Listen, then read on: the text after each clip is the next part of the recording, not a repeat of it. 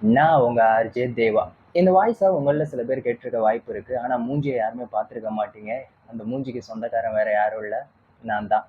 சில பல காரணங்களால ஆர்ஜே தேவா அப்படிங்கிற நம்மளோட சேனல் நாசமா போச்சு.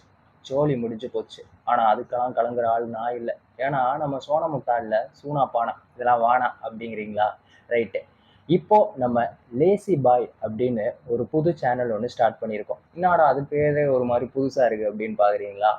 பேசிக்காவே நான் ரொம்ப சோம்பேறி. அதனால தான் அதையே பேரா வச்சாச்சு. இந்த சேனல்ல நாம எத பத்தி பேசப் போறோம் அப்படின்னு பார்த்தீங்கன்னா, பொதுவா ஒரு சிச்சுவேஷனுக்கு பிஜிஎம் போட்டு பேக்கிரவுண்ட்ல சாங் ப்ளே பண்ணி பார்த்திருப்பீங்க.